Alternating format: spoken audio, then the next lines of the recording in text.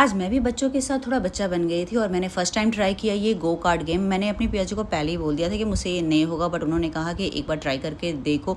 But मैं तो जानती थी कि मैंने आज तक साइकिल तक नहीं चलाई है और मैं इसे कहाँ से ड्राइव कर पाऊँगी। और ऊपर से हमारा कॉम्पिटिटर था कान्हा। आजकल के बच्चे तो इन सब चीज़ों में एक्सपर्ट होते ही हैं। और एक तो पहले हमारे पियाजी जिद कर भेजते हैं और ऊपर से वो हमारी इंसल्ट करते हैं। मैं वो वीडियो जरूर शेयर करूंगी जिसमें वो हमारी इंसल्ट कर रहे हैं। और ना उस टाइम मेरे माइंड में खुद भी ये वाली मीम आ रही थी कि गजब बेइज्जती, क्योंकि मेरी जो गाड़ी थी वो स्टार्टिंग में ना राइट जा रही थी, ना लेफ्ट जा रही थी, ना आगे जा रही थी, ना पीछे जा रही थी। और जब तक मुझे समझ में आया कि इसे कैसे ड्राइव करना है तब तक टाइम ओवर हो चुका था और मैंने कह दिया कि बाबा मुझसे नहीं होगा। और जब तक मैं अपने गेम में बिजी थी तब तक उन्होंने अव्यू को इस स्विंग पे फिर से इंगेज कर दिया था कि वो मेरे पास आने का जिद ना करे, नहीं तो वो मुझे देखेगा तो वो रोएगा। तो उन्होंने इस पे इंगेज कर दिया। उसके बाद अव्यू का ये टेबल सॉकर्स प्ले करने का मन हो रहा था, क्योंकि उसने पहले कान्हा गौरी को देखा था तो उसका मन था कि मैं भी करूंगा। और फिर हमें लगा कि जब से ये आया है कंटिन्यू एक ही स्विंग पर बैठा है तो बोर हो रहा होगा, कुछ न्यू ट्राई करना चाहता है। और हम जानते तो थे कि ये अकेले इसको प्ले नहीं कर पाएगा, टेबल सॉकर उसके बस की बात नहीं है। तो हमने सोचा था कि मैं और मेरे भैया जी इसके साथ में खेलेंगे, क्योंकि ये अकेले उसके लिए तो नहीं था। और फिर जैसे हमने गेम स्टार्ट किया तो उसने रोना स्टार्ट कर दिया। तो पहले तो मुझे ये फील हुआ कि शायद मैंने उसे जैसे पकड़ा है वो अनकंफर्टेबल है, उसे इरिटेशन हो रही है। तो फिर हमने टेबल लगाया और टेबल पे उसे खड़ा किया, तो वो उसके बाद भी वो रोए जा रहा था, कंटिन्यू इरिटेट हो रहा था। तो फिर मेरे भैया जी ने कहा कि एक काम करो तुम मुझे दे दो, शायद वो मेरे पास चुप हो जाएगा। क्योंकि जब भी वो घर से बाहर जाता है ना तो वो अपने पापा के पास ज़्यादा रहता है और घर में मुझे ढूंढता है, बट बाहर में जब मैं रहती हूँ तो वो उनके पास ही कंफर्टेबल रहता है, उनके पास वो सही रहता है। लेकिन वहाँ पे भी उनके पास भी उस टाइम वो चुप नहीं हुआ।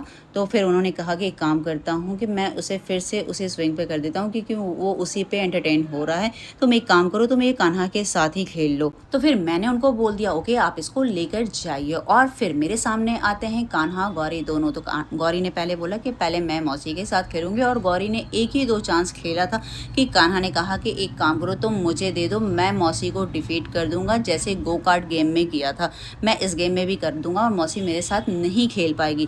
बट मैंने तो डिसाइड कर लिया था उस गेम में तो मैं हार गई हूँ, बट इसमें मैं नहीं हारने वाली, इसमें तो कान्हा तुम्हें ही हारना पड़ेगा।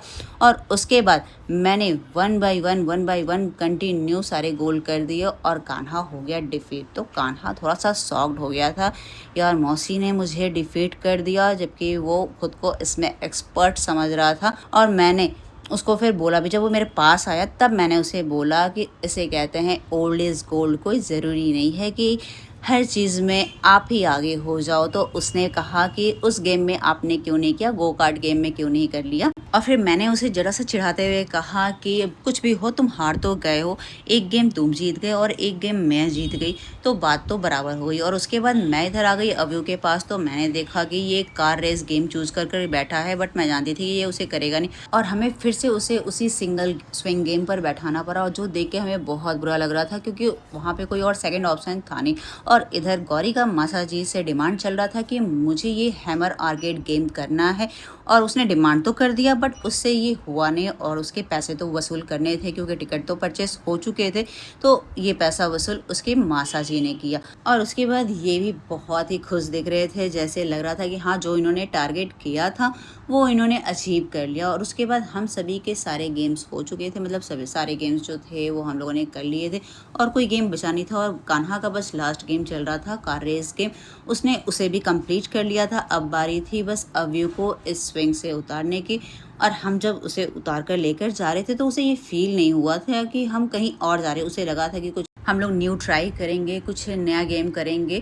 तो वो ईजिली मेरे गोद में आ गया। और जब तक मैं अंदर थी वो बहुत नॉर्मल था। जैसे ही मैं गेट पर पहुंची तो उसे रियलाइज़ हो गया कि हम लोग लगता है इस गेम जोन से बाहर आ रहे हैं। तो उसका जो था फेशियल एक्सप्रेशन चेंज हुआ और वो जोर जोर से गेट पर जाते ही चिल्लाने लगा। उसे अभी इस गेम जोन के अंदर ही रहना था, उसे अभी बाहर नहीं आना था। मैंने बहुत ट्राई किया कि चुप हो जाए, लेकिन वो मुझसे चुप नहीं हो रहा था। फिर मैंने इसके पापा को बोला कि आप एक बार ट्राई करो इसको चुप कराने का, लेकिन वो उनसे भी नहीं चुप हो रहा था। हम लोगों ने बोला भी कि हम थोड़ी देर बाद फिर आएंगे, अभी सबको भूख लगी है, अभी तुम्हारे भी खाने का टाइम हो चुका है। लेकिन नहीं, उसको तो अंदर ही जाना था।